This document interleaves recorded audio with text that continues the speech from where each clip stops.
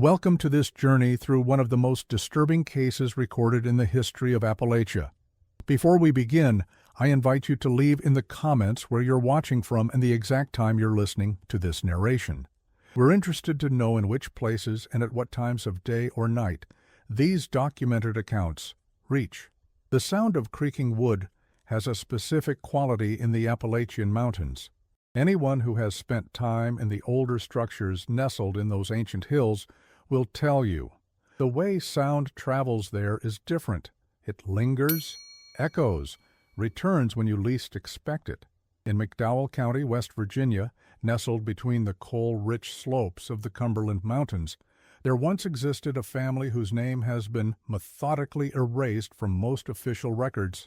The Blackwood clan, as they were known locally between 1887 and 1956, occupied a remote homestead in the densely wooded area approximately 17 miles northeast of Welch, accessible only by a winding dirt road that frequently became impassable during the region's harsh winters. The first documented mention of the Blackwoods appears in a land deed from 1887, when Abraham Blackwood purchased 156 acres of mountain land from a bankrupted coal prospector. What makes this purchase unusual was the amount paid, nearly triple the market value of similar plots in the region. The deed, stored in the McDowell County Courthouse until a fire damaged portions of the records in 1943, contained an unusual addendum. The previous owner insisted on maintaining rights to a specific half-acre plot near the property's northwestern boundary. This stipulation was crossed out in ink, different from that used in the rest of the document, with Abraham's initials hastily scrawled beside it. When researchers in 1965 attempted to locate information about Abraham Blackwood's origins, they discovered a curious absence. No immigration records, no previous property ownership, no birth certificates or census entries prior to his appearance in McDowell County could be found. It was as if the Blackwoods had materialized from the mountain mist itself. The only hint came from a church registry in nearby Yeager, where the pastor noted in his personal journal that Abraham had requested use of the church for a private service in 1888, mentioning that his family had traveled far from Pennsylvania, where customs were different. When asked to elaborate, Abraham reportedly changed the subject and never returned to the church. By 1890, the Blackwood homestead consisted of a main house, 3 outbuildings, and what local tax records described as a storage structure of unusual dimension built into the hillside. The family kept to themselves, making only necessary trips to Welch for supplies they couldn't produce. According to mercantile ledgers preserved at the West Virginia State Archives, Abraham frequently purchased unusual quantities of salt, lime, and chemical preservatives more commonly used by funeral homes than farmers.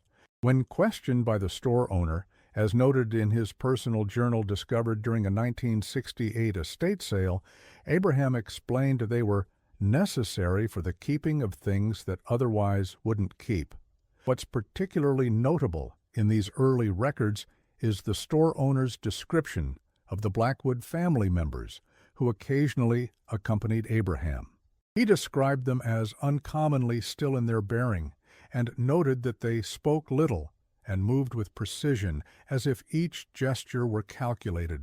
Most curious was his observation that, despite the passing years, the same family members appeared unchanged, wearing identical clothing, maintaining identical expressions, showing no signs of aging between visits that sometimes spanned several years.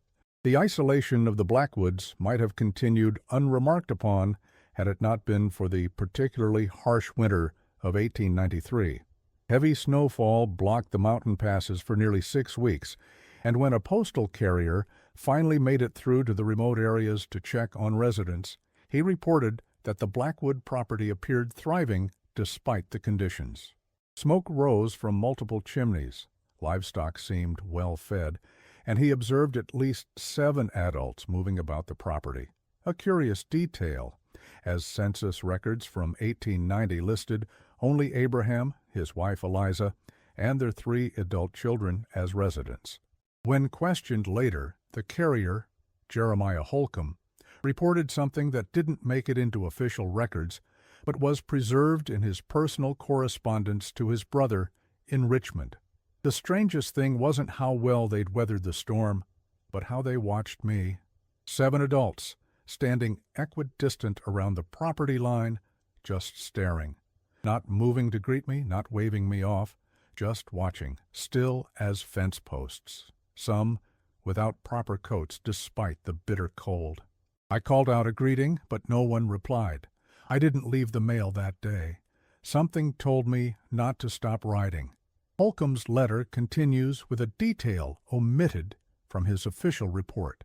Most troubling was the woman standing nearest to the road. She wore a dress I recognized, the same blue calico that Martha Simmons was buried in just before the snows came. I attended the funeral myself. But there she stood, or someone wearing her exact dress, watching me with eyes that didn't blink even as the wind whipped snow across the yard. I've requested a different route from the postmaster. I told him it was the difficult terrain, but God forgive me, I cannot bear to ride past that property again. In the decades that followed, the Blackwood family's presence in county records is minimal but revealing. They paid their taxes on time, always in cash delivered by Abraham himself. They registered no births after 1891, and curiously, no deaths at all. They requested no medical assistance during the Spanish flu epidemic of 1918 that devastated nearby communities. They filed no claims during regional flooding in 1927. They existed in an administrative void, present on maps and tax rolls, absent from the community life that sustained other mountain families. One curious exception appears in the medical records of Dr. William Foster, who served the Welch area from 1905 to 1932.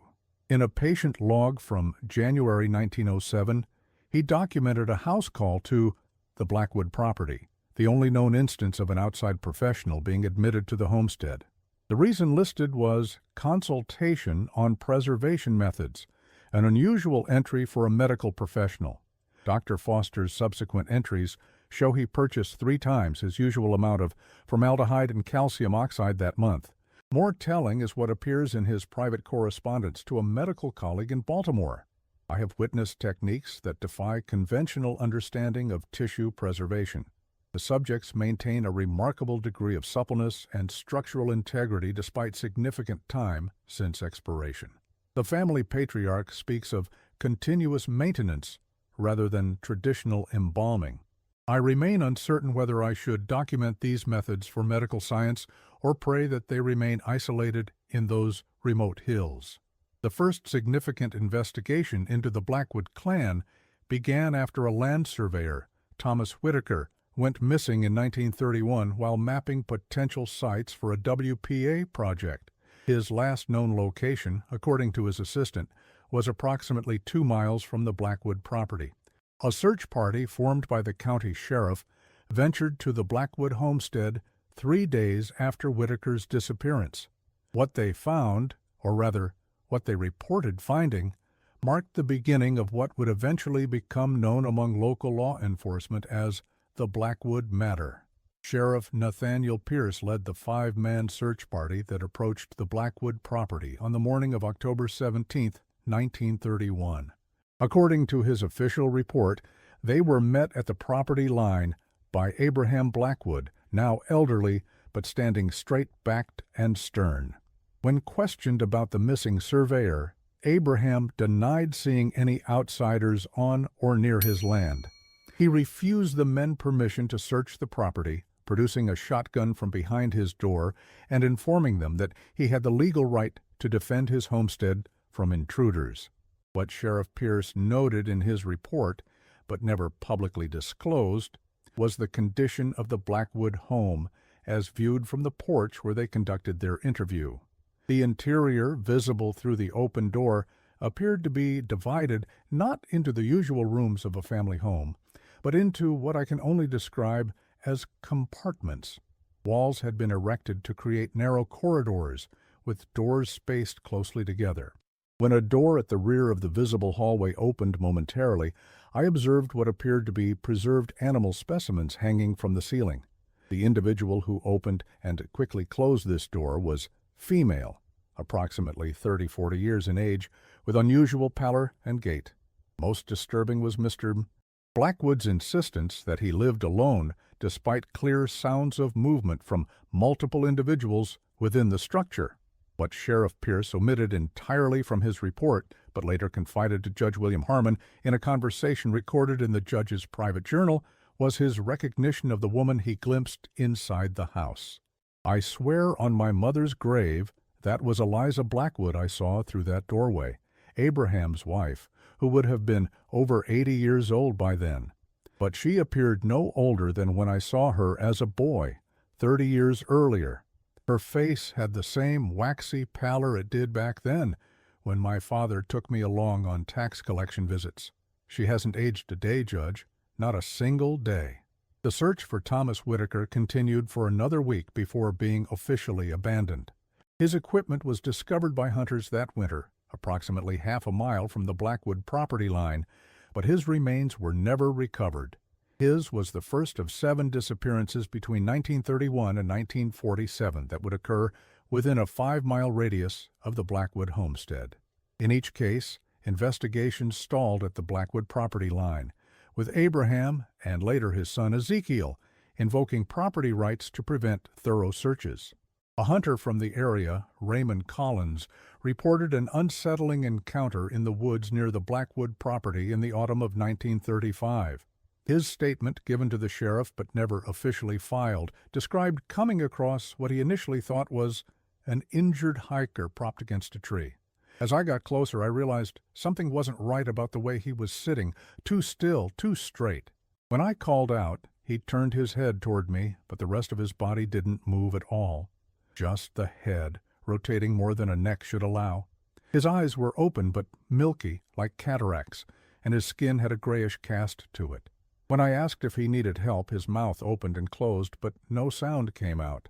That's when I noticed the incision around his throat, nearly healed but visible, like someone had attached the head.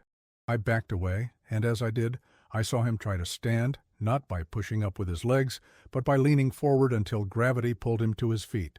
I ran and didn't look back. I know these woods, and that wasn't anything natural I saw that day. In the winter of 1937, an unusual report was filed by Dr. Samuel Crawford, the regional medical examiner. A body had been discovered by trappers in a shallow cave approximately 3 miles from the Blackwood property. The remains, initially believed to be recent, were quickly determined to be of a more complex nature. According to Dr. Crawford's notes, portions of the body appeared to have been deceased for several years, while other sections showed significantly less decomposition. Most puzzling were the careful incisions and evidence of preservation techniques that suggested the body had been systematically maintained after death through methods the doctor associated with experimental embalming practices. What doctor? Crawford documented in his private medical journal, but omitted from official reports, was even more disturbing. The subject's right arm appears to have been recently attached, with surgical precision that exceeds any medical training available in this region. The fingerprints do not match those on the left hand, suggesting the limb originated from a different individual. Most concerning is the presence of partial muscular responsiveness during electrical stimulation tests, a phenomenon that should be impossible given the overall condition of the remains. Whatever process has been applied to this tissue has maintained cellular viability well beyond normal biological constraints. The identity of the remains was never conclusively established, though local authorities suspected it might have been Martin Ellis, a cattle buyer who had gone missing in 1934. The case file was marked unresolved and sealed by order of Judge William Harmon in January 1938. What's particularly noteworthy is that Judge Harmon visited the Blackwood property personally the day before, ordering the case closed, a visit documented only in his expense ledger showing mileage to the remote location, with no official explanation provided. In his private journal, Judge Harmon wrote of this visit, "Abraham spoke at length about his family's philosophy regarding the continuation of human essence beyond conventional mortality. He referred repeatedly to what he called the unnecessary finality of modern death practices. When I pressed him on what exactly this meant, he offered to demonstrate. I declined. Some knowledge once gained cannot be set aside. I have ordered the Ellis case closed. The alternative, acknowledging what I suspect is occurring in those hills, would challenge the very foundations of our understanding of life's boundaries. There are some doors that, once opened, cannot be closed again. As World War II drew young men from McDowell County to overseas battlefields, attention to the isolated Blackwood clan diminished further. By 1945, with Abraham now deceased, though no death certificate was ever filed, his son Ezekiel had assumed visible control of the family holdings. Tax records show the property had expanded to 238 acres through purchases of adjacent abandoned lands. A geological survey conducted by the Army Corps of Engineers in 1946 noted that the original storage structure mentioned in earlier records had been significantly expanded, with what appeared to be multiple ventilation shafts now visible on the hillside above it. A curious note appears in the Corps of Engineers' internal communications regarding the survey. Lieutenant Robert Thornton, who led the mapping team, requested immediate reassignment following the Blackwood property assessment. In his request, he cited, concerning observations of non-military significance, that he felt compelled to report to local authorities. No record exists of any such report being filed. When contacted by state investigators in 1949, Thornton refused to discuss the matter, stating only that during his overnight camp near the property, he observed movement patterns inconsistent with normal human locomotion, and heard vocalizations that approximated human speech but lacked proper inflection or variation. He concluded his statement with a recommendation that the entire area be restricted from public access indefinitely. The pivotal turn in the Blackwood narrative came in February 1949, when severe flooding washed out a section of the hillside below their property. State road workers dispatched to repair the collapsed section made a discovery that prompted the first and only comprehensive investigation of the Blackwood homestead. In the debris from the landslide, workers discovered numerous human bone fragments, later determined to belong to at least 3 distinct individuals. More disturbing were the marks on these bones, evidence of precise cutting and what forensic experts from the state police described as systematic processing. One of the road workers, Joseph Kincaid, provided testimony that was omitted from official reports but preserved in his family's oral history, later documented by folklorists in 1972. What bothered me most wasn't the bones themselves. Anyone who's worked these roads has found old remains from time to time. It was the metal bits attached to them, little hinges and wire connections, like someone had been trying to make the bones move again after death. And there was this smell, like chemicals from a taxidermist, but with something else underneath, something wrong. When the state boys came, they took everything away in sealed containers and told us we'd lose our jobs if we spoke about it. But some things need speaking about, no matter who wants them kept quiet. The investigation that followed, led by State Police Captain James Morrison, involved the first authorized search of the Blackwood property in its 60-year history. What they discovered has been largely redacted from official reports, with only Captain Morrison's personal field notes, discovered after his suicide in 1953, providing details.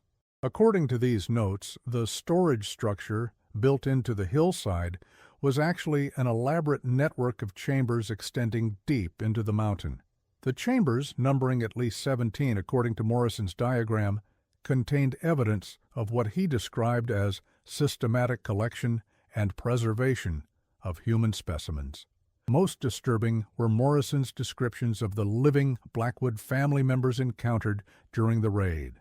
He documented 11 individuals, though only 5 were named in any official capacity. The others, he noted, appear to exist in a state between life and death, sustained through methods I cannot comprehend nor wish to describe in detail. They move when directed, but show no independent will. Their skin bears evidence of repeated preservation attempts, similar to techniques used in mortuary science but applied to still-living tissue. Morrison's most troubling observations concerned what he termed the integration specimens, found in the deepest chamber. The family appears to have developed methods to combine preserved components from multiple individuals into functioning composite entities. These constructions respond to basic commands and can perform simple tasks. Most disturbing is the retention of fragmentary vocal abilities, incomplete phrases and responses that suggest lingering portions of original consciousness. One specimen, composed of elements I estimate to range from 10 to 50 years in preservation age, addressed me by name, though we had never met. It then recited in a halting voice details about my childhood home in Richmond, a house I left 30 years ago and have not discussed with anyone in this region. The official report submitted to the governor's office in March 1949 was heavily sanitized. It referenced only evidence of multiple homicides and recommended immediate action. Within a week, a fire of unknown origin consumed the main Blackwood house and most of the outbuildings. The underground chambers were dynamited and sealed under state authority. Ezekiel Blackwood and 2 other identified family members were declared deceased in the fire, though no remains were conclusively identified. What followed was an administrative erasure. By order of Governor Oki L. Pattison, records pertaining to the Blackwood family were consolidated and restricted. The land was absorbed into the newly created Panther State Forest in 1951, its boundaries redrawn on official maps. The access road was allowed to return to wilderness, becoming impassable by 1955. For all official purposes, the Blackwood clan ceased to exist. A retired state employee involved in the documentation process later told Dr. Elizabeth Harmon that the governor's order came after a closed-door meeting with federal authorities, including representatives from a department the employee couldn't identify. They were particularly interested in the preservation techniques, he recalled. Not to stop them, you understand, but to secure them. They kept asking if any formulas or detailed documentation had been recovered from the property. When told everything had been destroyed in the fire, one of them became quite agitated. He said something I've never forgotten. 60 years of advancement, and now we have to start from scratch. Start what from scratch, I wondered. What exactly did they think the Blackwoods had accomplished out there in those hills? The story might have remained buried in sealed files and local folklore had it not been for Dr. Elizabeth Harmon, granddaughter of Judge William Harmon, who in 1967 discovered her grandfather's private journal while settling his estate. The journal contained detailed accounts of the judge's interactions with the Blackwood family dating back to 1925. Most significantly, it contained his personal theories about the clan's origins and practices. According to Judge Harmon, the Blackwoods were practitioners of what he termed physical legacy, a belief system centered around the preservation of family members after death. But the practice had evolved beyond mere preservation. Through methods the judge declined to detail, writing that such knowledge should not be preserved even in private pages. The Blackwoods had developed techniques to maintain some semblance of function in deceased family members. Judge Harmon's journal described how Abraham Blackwood had explained their practices during a private meeting in 1937. Abraham spoke of death not as an end, but as a transition requiring management. The family, he said, had never truly lost a member since arriving in America in the 1840s. Their techniques had been refined over generations, beginning with simple preservation, but evolving to maintain what he called the essence of function. When I asked directly if he was admitting to reanimating the dead, he smiled and said, "Not reanimation, Judge, prevention. We simply prevent certain aspects of death from taking hold." The journal contained additional details about the Blackwood philosophy that Dr. Elizabeth Harmon found particularly disturbing. Abraham explained that they viewed the conventional family as unnecessarily limited by biological constraints. Why should a grandmother's wisdom be lost simply because her heart ceases? Why should a father's strength disappear when his lungs fail? Their approach, maintaining and integrating functional components across generations, created what he called a family unbound by temporary biological failure. When I suggested this violated natural law, he became quite serious and said, "Nature wastes nothing, Judge. The wolf feeds the soil feeds the tree. We simply create a more direct efficiency."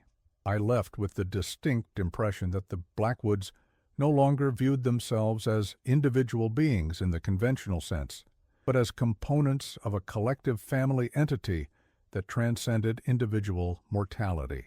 Dr. Elizabeth Harmon, troubled by her grandfather's writings, attempted to locate additional records about the Blackwood case in 1968. Her formal requests to access sealed state files were denied. Her subsequent appeals to former state police officers involved in the 1949 raid found that most had either died, left the state, or refused to discuss the matter. Captain Morrison's widow, however, provided her with his field notebook, which had been kept separate from official evidence. The most disturbing element of Morrison's notes was his documentation of the chambers beneath the Blackwood property. Each chamber, he wrote, appeared dedicated to a specific stage in the Blackwood preservation process. Some contained chemical baths of unknown composition. Others housed what he described as subjects in transition, human forms undergoing gradual alterations. Most alarming was his description of the deepest chamber, where he observed multiple subjects in various states of composite existence. Individuals no longer wholly distinct, but merged in methodical arrangements that suggest a deliberate redesign of human anatomy. Some components clearly deceased for decades, others unsettlingly recent. Morrison's notes included technical observations that Dr. Harmon, with her medical background, found both scientifically implausible and deeply troubling. The subjects exhibit characteristics that defy conventional understanding of tissue viability. Components that should have deteriorated decades ago remain functional through what appears to be a continuous application of proprietary chemical compounds. More concerning is the evidence of neural activity in specimens that combine central nervous system components from multiple sources. The implications are profoundly disturbing: consciousness fragmented and reconstituted across what were once distinct individuals. The final pages of Morrison's notebook contained increasingly distressed personal reflections. I find myself wondering if what we witnessed was a crime, an abomination, or something else entirely, an alternative approach to human continuity that our conventional frameworks cannot accommodate. The subjects did not appear to be in distress. Indeed, they exhibited what I can only describe as a collective purposefulness. When we entered the main chamber, they moved not as individuals evading capture, but as components of a unified system protecting its core functions. Most troubling is the recurring dream I've experienced since the raid. I see myself not as an external observer of the Blackwood system, but as a component being integrated into it. In the dream, this process brings not horror, but relief, the end of isolation. I have requested psychiatric evaluation. Dr. Harmon's investigation came to an abrupt end in December 1968 when she was involved in a single-vehicle accident on Route 52 near Eager. The official report cited brake failure on an icy road. Her research materials were never recovered from her vehicle, which was discovered partially submerged in the Tug Fork River. The investigating officer noted that the car appeared to have been thoroughly searched before authorities arrived, though this observation was omitted from the final report. A curious postscript to Dr. Harmon's death emerged 3 months later, when a package arrived at the office of Dr. Marcus Reynolds, her colleague at Marshall University. The package contained copies of several pages from Captain Morrison's notebook that had not been among those she had previously shared with Dr. Reynolds. Attached was a note, purportedly from Dr. Harmon, dated the day before her death. "If you received this, my concerns were warranted. The most significant discovery is not what the Blackwoods did, but what they became, a human continuity that transcended individual death.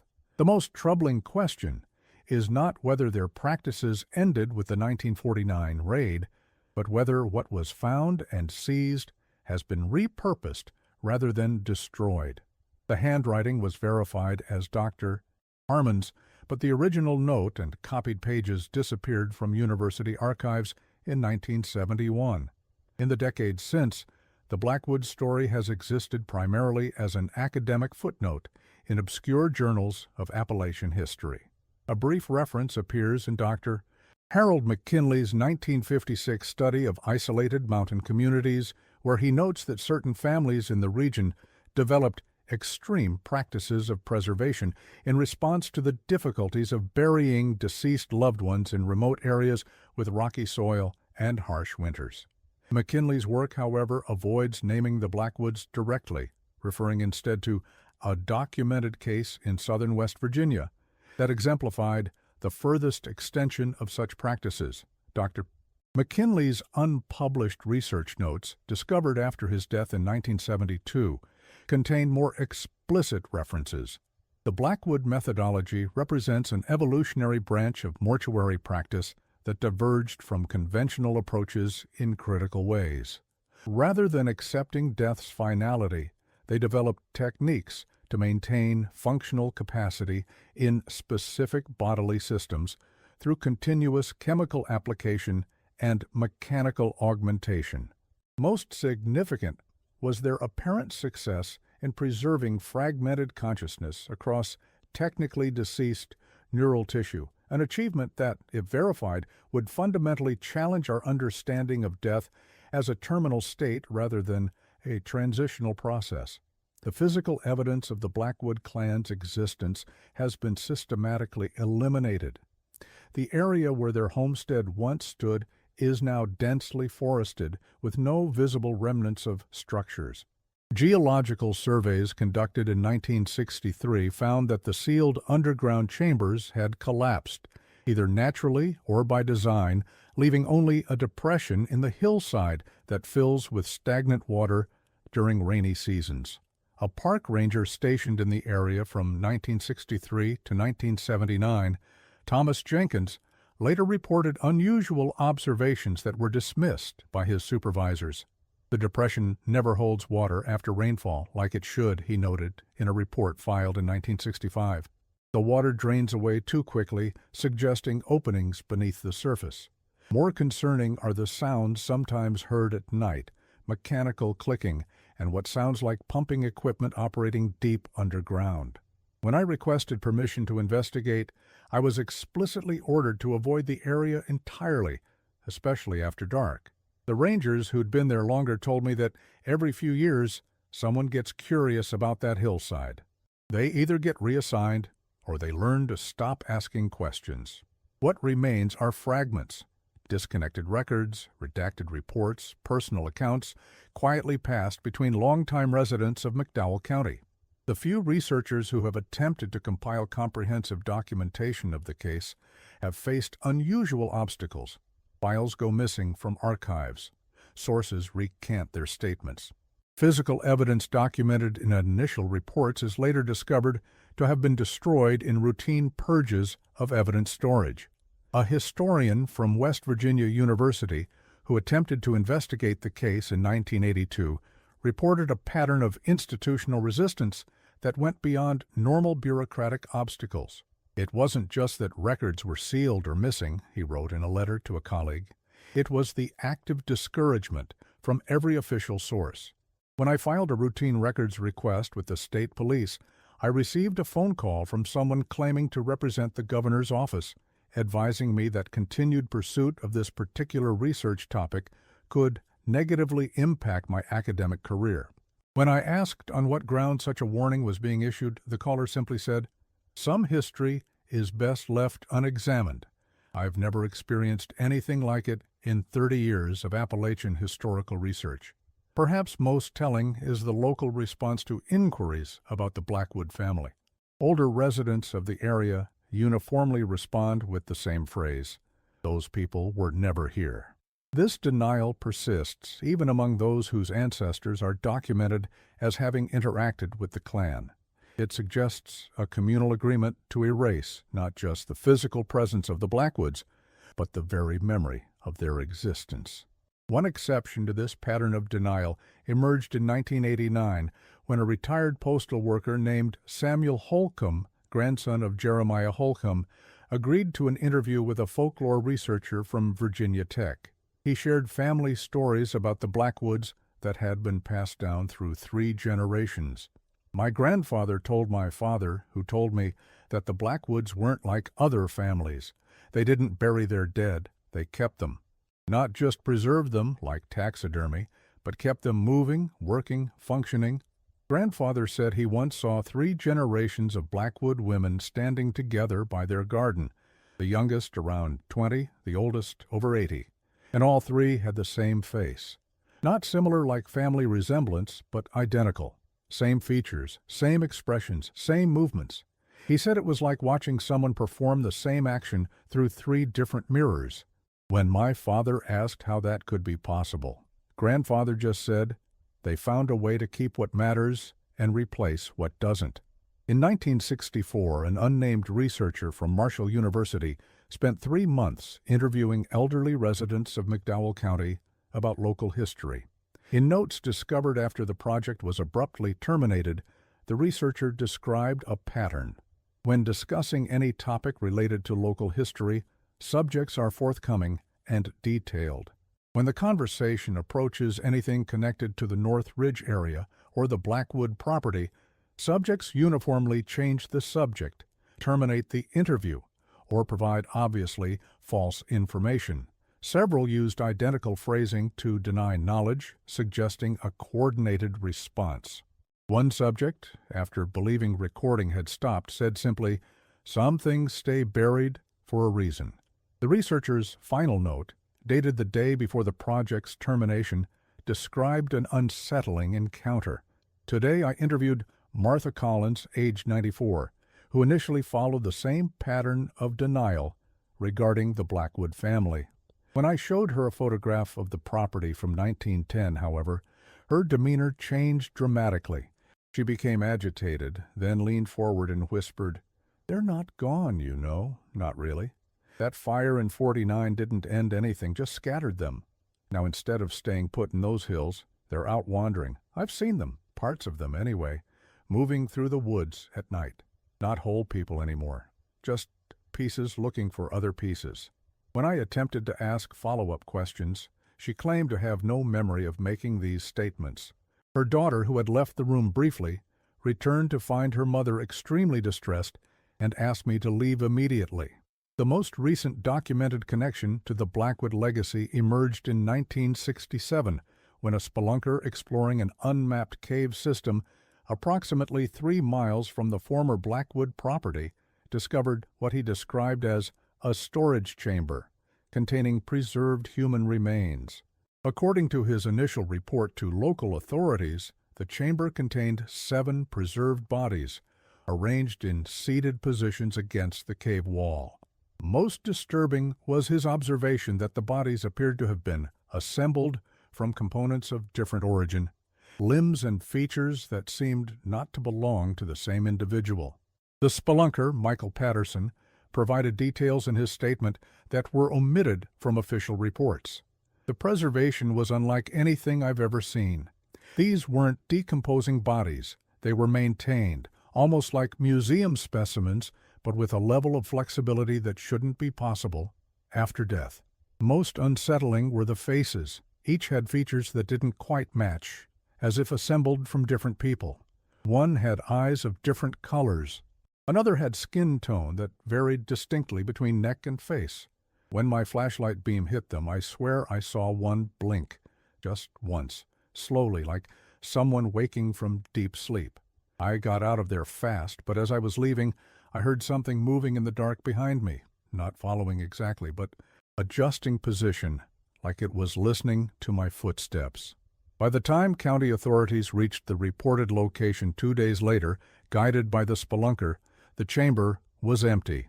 The only evidence of previous occupation was a series of chemical stains on the cave floor and several empty glass containers of a type used for chemical storage in the early 20th century. The spelunker, adamant about his discovery, submitted to a polygraph examination, which he passed.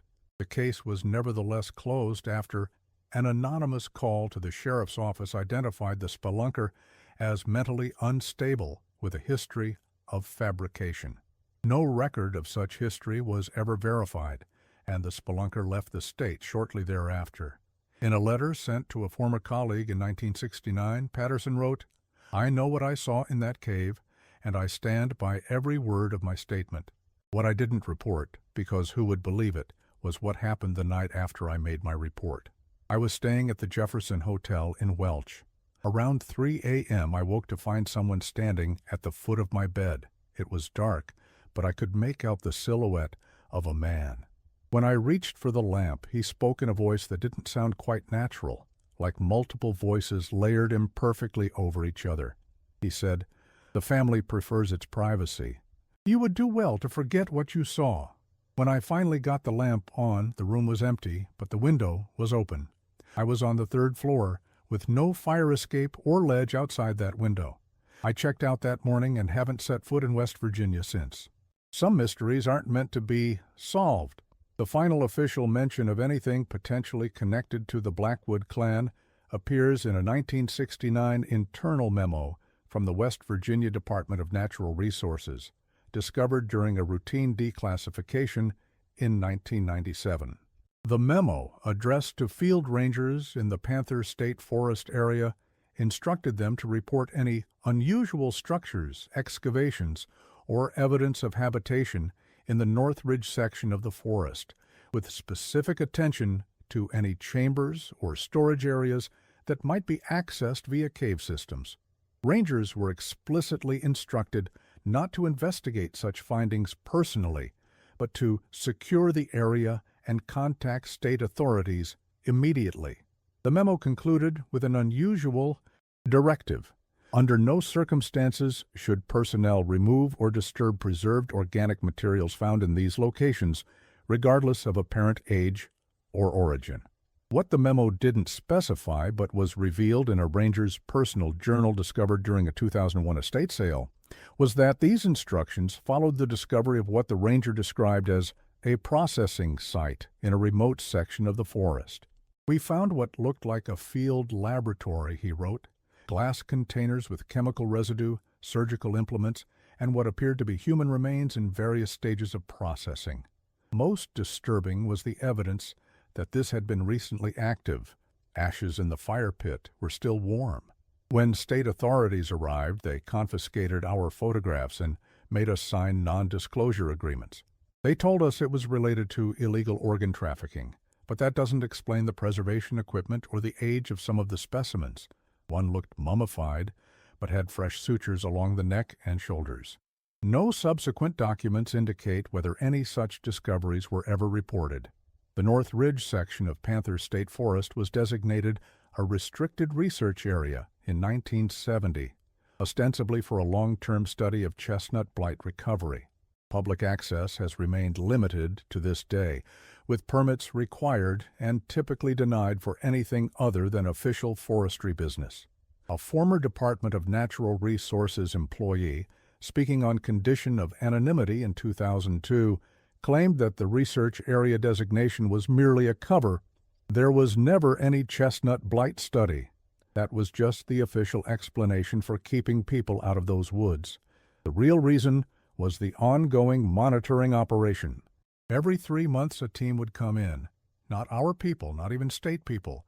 They'd spend a week up in those hills with equipment we weren't allowed to ask about. All I know is they were tracking something that moved around. They had maps with dates and locations marked, showing a pattern of movement that seemed to expand slightly each year. When I asked my supervisor what exactly they were monitoring, he just said, "Better not to know. Better for everyone if we just keep people out of those woods and let the specialists handle whatever's in there." A meteorological technician who briefly worked at a weather monitoring station near the restricted area in 1978 reported unusual equipment that seemed unrelated to weather observation. They had motion sensors and what looked like audio recording devices arranged in a perimeter around the North Ridge, he stated in an interview for a never-published manuscript on Appalachian land management practices. When I asked about their purpose, I was told they were for wildlife migration studies. But the equipment was oriented to monitor movement out of the restricted area, not into it or within it. They weren't tracking what was coming in. They were monitoring what might be leaving. What then are we to make of the Blackwood clan? Were they, as official records suggest through careful omission, simply an isolated family whose unusual practices became magnified through local superstition and rumor? Or does the systematic erasure of their existence from public record suggest something more disturbing, a truth considered too dangerous or destabilizing to acknowledge? The most compelling theory, pieced together from the fragments of available evidence, suggests that the Blackwoods represented the extreme evolution of a particular strain of Appalachian folk practice, one centered not on supernatural belief, but on the physical preservation of family continuity. In regions where harsh conditions and isolation made conventional burial difficult, various preservation methods evolved. Most families eventually abandoned these practices as infrastructure improved. The Blackwoods, it seems, moved in the opposite direction, refining and expanding their techniques until preservation became something else entirely, an attempt to deny death its finality through increasingly elaborate chemical and physical interventions. Anthropologist Dr. Rebecca Mitchell, who studied isolated Appalachian communities in the 1980s, noted several historical precedents for the Blackwoods' reported practices. Throughout the Appalachian region, we find scattered accounts of families who developed unconventional approaches to death due to geographic isolation. Some kept bodies through winter until ground thawed enough for burial. Others developed primitive embalming techniques using available materials, salt, alcohol, various plant extracts. What makes the Blackwood case unique, if the fragmentary reports are accurate, is that they appear to have developed these techniques not as a temporary measure, but as an alternative to conventional death rituals altogether. They weren't preserving bodies until proper burial became possible. They were rejecting the very premise that final disposition was necessary or desirable. What distinguished the Blackwood approach, according to the few technical descriptions that survive in Captain Morrison's notes, was their systematic integration of preserved human elements. Morrison described observing evidence that the family had developed methods to maintain critical functional components indefinitely through chemical means, and to transfer viable elements between subjects when necessary. The implications of such practices, if Morrison's observations were accurate, extend far beyond simple preservation into something more fundamentally disturbing: the deliberate reorganization of human physical existence beyond conventionally recognized boundaries of life and death. Dr. Elias Thornton, a medical historian who reviewed the available documentation in 1992, offered this assessment. If we take these accounts at face value, the Blackwoods appear to have developed a radically different conception of human continuity. Rather than accepting the individual body as an inviolable unit that lives and dies as a whole, they seem to have approached the human form as a collection of components with different viability timelines. Their innovation, if we can call it that, was in maintaining and transferring components to extend function beyond what would normally be possible. The ethical and philosophical implications are staggering. Can consciousness persist in fragmentary form?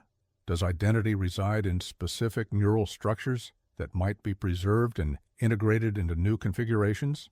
These questions remain theoretical for conventional medicine, but the Blackwood case suggests someone was actively exploring these boundaries nearly a century ago. In 1968, shortly before her death, Dr. Elizabeth Harmon wrote in her research journal, "The most disturbing aspect of the Blackwood case is not what they did, but what it suggests about the malleability of what we consider immutable boundaries." If their techniques achieved even a fraction of what evidence suggests, then our understanding of life cessation requires radical reconsideration. More troubling still is the question that has haunted my research. Did the practices end with the sealing of those chambers, or did they simply relocate? That question remains unanswered. The official position maintains that the Blackwood clan perished in the 1949 fire, their practices documented, contained, and ultimately eliminated. Yet persistent local accounts suggest otherwise. Hunters occasionally report glimpsing unusual figures in the remote sections of Panther State Forest, figures that move with unnatural coordination and observe from a distance before retreating into the densely wooded hillsides. Such sightings are uniformly dismissed by authorities as encounters with wildlife or the products of isolation and imagination. A former park ranger, James Collins, who served in the area from 1985 to 1997, described an encounter that continues to trouble him. I was doing a boundary check in the north section when I spotted what I thought was a hiker about 50 yards away. I called out, identifying myself as a ranger, and the figure turned toward me. Something about the movement wasn't right, too stiff, too mechanical.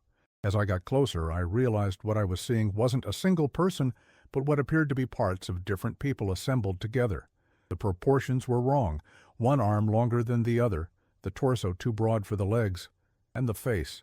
Parts of it didn't match, different skin tones, different ages. Before I could process what I was seeing, it retreated into the brush with a motion that wasn't quite running, wasn't quite walking, more like a coordinated sequence of separate movements. I reported it to my supervisor, who suggested I'd seen a bear standing upright. I know what a bear looks like. This was no animal, at least not any natural kind. More difficult to dismiss are the periodic disappearances that continue to occur in the region, approximately one every 7 to 9 years since 1956. Those who vanish fit no consistent profile. A graduate student researching Appalachian folk traditions in 1958, a land surveyor in 1965, a wildlife photographer in 1973, a cave explorer in 1982, a forestry intern in 1990, a genealogical researcher in 1998. In each case, the individual was last seen in the general vicinity of the former Blackwood property. In each case, searches proved fruitless. In each case, investigations eventually concluded with some variation of presumed accident in wilderness terrain. What rarely appears in official reports but emerges in interviews with search team members is the discovery of unusual evidence during these searches. A volunteer who participated in the 1982 search for missing cave explorer, Daniel Radford, described finding an abandoned campsite with disturbing characteristics. The tent was still there, equipment laid out neatly, no signs of struggle or animal attack. The strange part was the journal we found. The last entry described hearing sounds from deeper in the cave system. Voices that don't sound quite human, he wrote. What bothered me most was finding a camera with the film partially exposed. We developed it, hoping for clues. Most shots were normal cave photos, but the last one showed what looked like a human figure deep in a passage. The image was blurry, but you could see the figure had an unusual silhouette, proportions that didn't look quite right, like the head was too small or the torso too long. When I pointed this out to the sheriff, he confiscated the photo, and it wasn't mentioned in any official reports. Perhaps most telling is the reaction of longtime forest rangers when questioned about these disappearances. They do not speculate or theorize. They do not offer reassurances about the statistical rarity of such events. They simply advise, stay on marked trails, be out of the North Ridge section by sundown. And if you hear something that sounds almost, but not quite, like a human voice calling from the densely wooded areas or from the direction of the old cave systems, do not respond and do not investigate. Some sounds in these mountains are not what they appear to be. This warning echoes in the account of a hiker who reported a disturbing experience in 1995. I was on the Eastern Trail about 2 miles from where it enters the restricted area, when I heard someone calling for help. The voice sounded strange, like someone trying to remember how to speak. The words were clear enough. "Help me, I'm injured." But the voice quality was off, monotone, with odd pauses between words. I called back, asking where they were, and started moving toward the sound. As I got closer, the voice changed, becoming more normal, more persuasive. "Just a little further, through these trees." Something felt wrong, so I stopped and radioed for ranger assistance. While waiting, I heard movement in the underbrush, circular movement, like something pacing around me just out of sight. When the rangers arrived 30 minutes later, they searched the area and found nothing. One took me aside afterward and said, "You did the right thing, not going into those trees. The voice you heard wasn't anyone who needed saving." The last documented attempt to conduct a thorough investigation of the Blackwood legacy was initiated in 1996 by Professor Martin Whelan of West Virginia University's Department of Appalachian Studies. His request to access sealed records related to the 1949 raid was denied by state authorities. His subsequent Freedom of Information Act filing resulted in the release of heavily redacted documents that provided little substantive information. His appeal, citing academic research purposes, received an unusual response from the State Attorney General's office, stating that the records in question pertain to matters of public health and safety and would remain sealed indefinitely. Professor Whelan continued his research through alternative channels, interviewing elderly residents of McDowell County and analyzing land records and newspaper archives. In January 1997, he reported receiving anonymous packages containing what appeared to be copies of original documents from the sealed files, including portions of Captain Morrison's complete report and photographs from the 1949 raid. He announced plans to publish his findings in the Journal of Appalachian History. The publication never occurred. In March 1997, Whelan's university office was broken into, and his research materials were stolen. The university police report classified it as a routine burglary, noting that several offices in the building had been targeted. However, Whelan maintained that his was the only office where files were taken while valuable equipment was left untouched.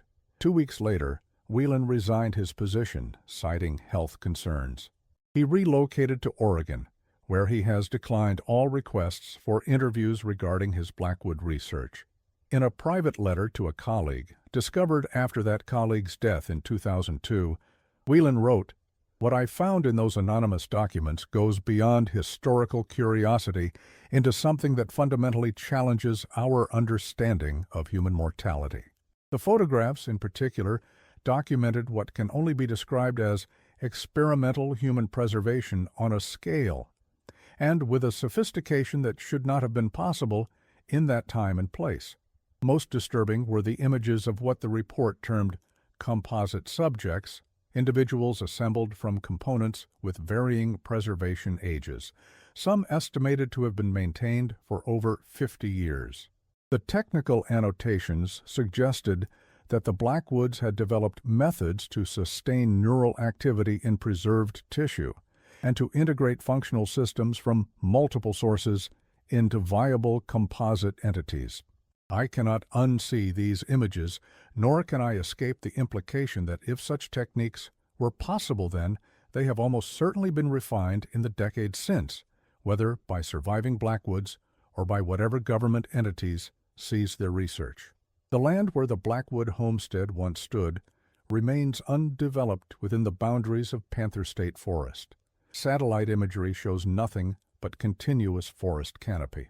Ground-penetrating radar surveys conducted during a 1989 geological study revealed significant subsurface anomalies in the area, which were attributed to natural cave formations. The study recommended avoiding development in the region due to instability concerns. A geologist who participated in that survey later admitted, in an anonymous interview with a regional folklore researcher, that the official explanation was deliberately misleading. What we found wasn't natural cave formations.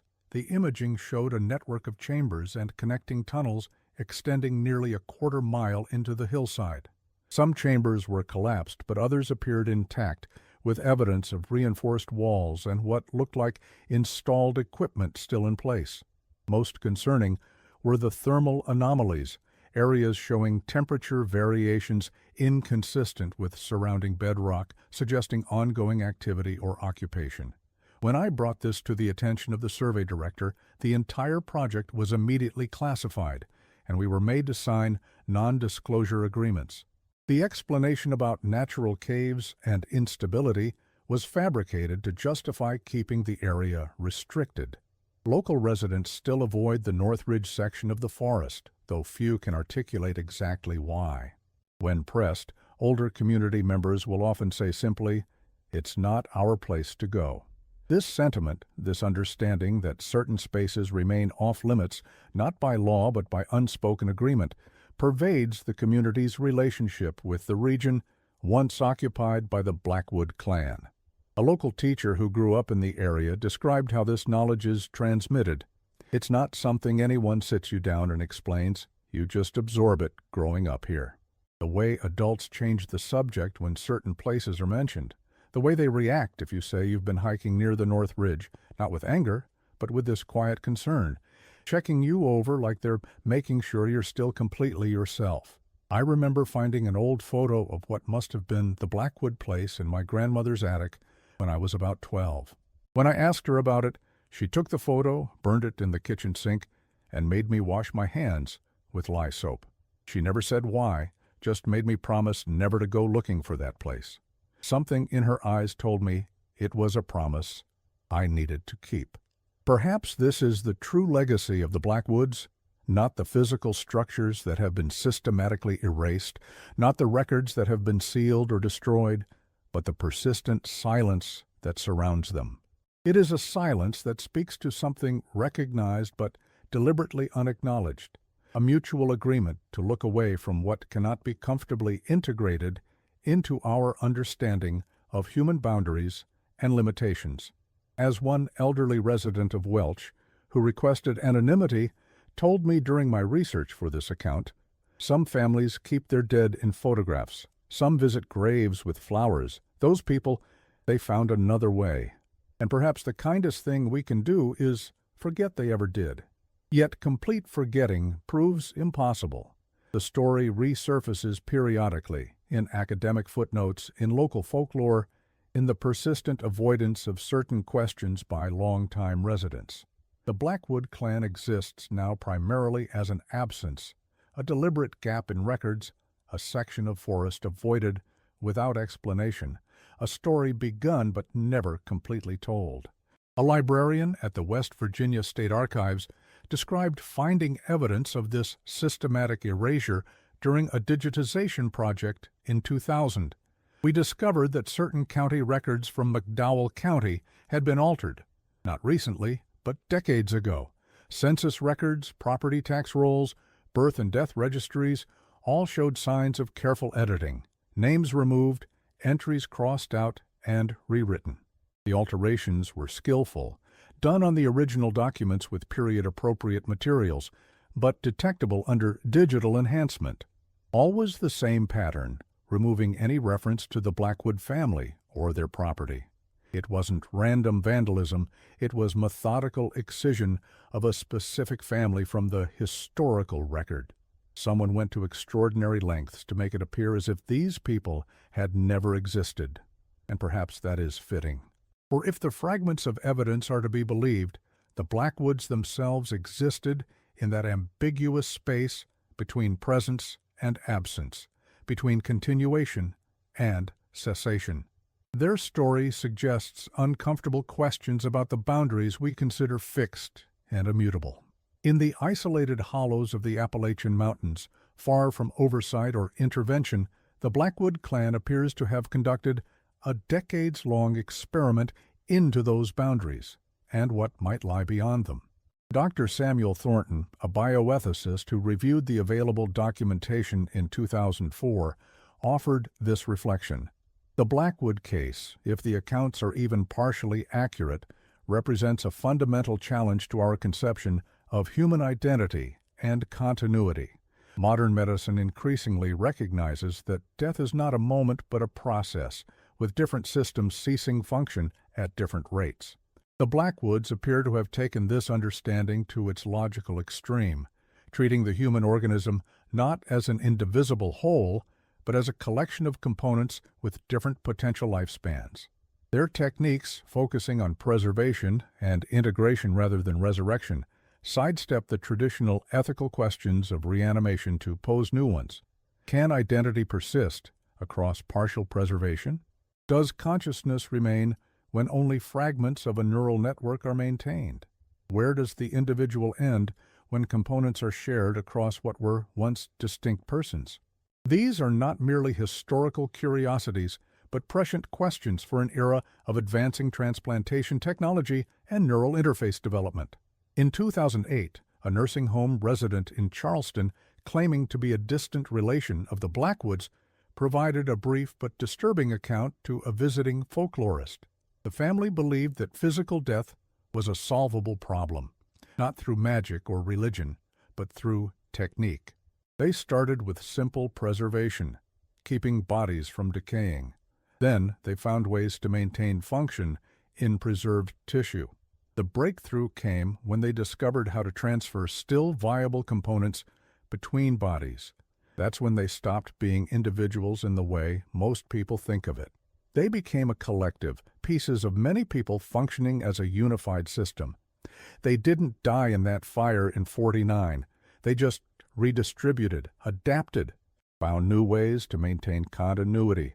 They're still out there, still practicing their techniques, still preserving what they value and replacing what they don't, still expanding their understanding of what family can mean when you're not limited by conventional mortality. Today, the North Ridge section of Panther State Forest remains quiet.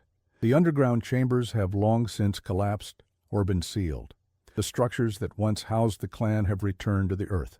To the casual observer, there is nothing to indicate that anything unusual ever occurred there, just trees, underbrush, the occasional call of birds or rustle of small animals, just the wind moving through the ancient mountains, carrying sounds that might or might not be echoes of what once was. A state trooper, who periodically patrols the forest boundaries, offered this observation. Every few years, we get reports about strange sightings in those woods, figures that don't move right, voices that sound almost human, but not quite. Most of the time it's just hikers letting their imagination run wild, but sometimes I wonder. I've been out there at dusk, and there's something different about that section of forest. The quality of the silence, the way sounds carry. And occasionally, if you're very still and the wind is right, you might hear something moving through the underbrush that doesn't sound like any animal I know, something deliberate, something watching, something waiting. But those who know the region well, who have spent their lives in these mountains, still observe an unspoken rule. As daylight fades and shadows lengthen across the densely wooded slopes, they make certain they are elsewhere. Because in those hills, in the deepening twilight, boundaries become less certain, sounds carry strangely, and sometimes, just sometimes, something moves between the trees that walks almost, but not quite, like a person. A local hunting guide summarized the persistent wariness that surrounds the region. There are places in these mountains where the rules we take for granted don't seem to apply the same way. The North Ridge is one of those places. I've taken clients all over these hills for 30 years, but I won't take them there. Not because it's illegal, though it is, but because there are things in those woods that don't belong to our world anymore. Things that were once people, or parts of people, preserved and changed and combined in ways nature never intended. You might catch a glimpse of movement, hear what sounds like a voice calling your name. But if you answer, if you follow, you might find yourself becoming part of something that's been growing in these hills for generations, something that's always looking for new components. As for the Blackwood clan themselves, whether they perished in 1949 as official records claim, or whether some trace of their practices continues in the isolated hills of West Virginia, perhaps the most telling evidence comes from the periodic disappearances that still occur. Every 7 to 9 years, someone vanishes in or near the restricted area. Searches find nothing. Investigations conclude with vague determinations of accident or misadventure. And life in the surrounding communities continues, with residents carefully avoiding certain topics, certain areas, certain possibilities. The last recorded disappearance occurred in 2014, when a documentary filmmaker working on a project about Appalachian folk practices ventured into the restricted area without a permit.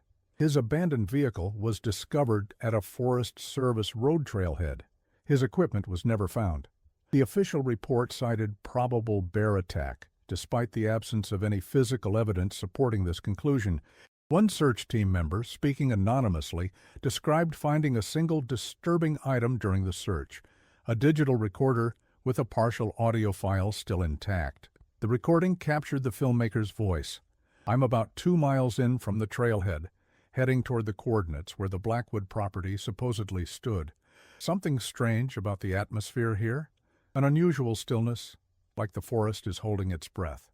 Wait, I think I hear... Yes, there's definitely something moving through the undergrowth about 50 yards ahead. Hello? Is someone there? I'm coming toward you. If you need help, call out again."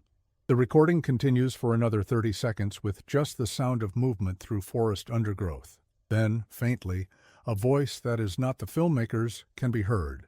The quality is unusual, described by the search team member as mechanical, like someone speaking through an artificial larynx.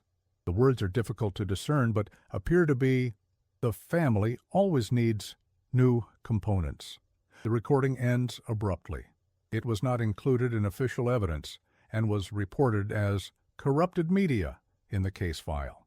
The search team member who discovered it requested transfer to another district shortly afterward.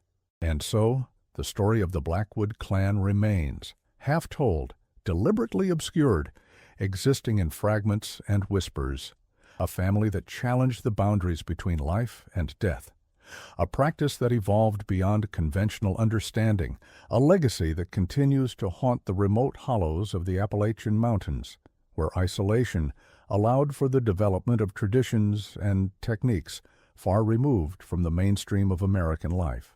For those who know the signs, who understand the silences, the Blackwood presence remains detectable, not in physical structures or official records, but in the persistent avoidance of certain areas, in the careful way local residents change the subject when certain topics arise, in the warnings passed down through generations about voices in the woods that sound almost, but not quite, human.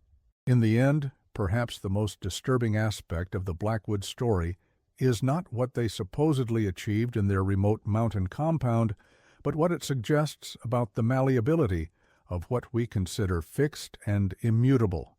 If death itself can be fragmented, extended, redistributed through sufficient technical intervention, what other boundaries might prove more permeable than we care to acknowledge?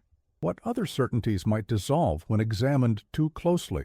These are questions that echo through the dense forests of the North Ridge, where shadows gather and boundaries blur, where something moves with purpose through the deepening twilight, something that was once human, or parts of many humans preserved and transformed through techniques developed by a family that refused to accept the finality of death. A family whose legacy, despite all efforts to erase it, continues to resonate in the silence that falls across those ancient mountains as daylight fades and darkness rises from the hollows.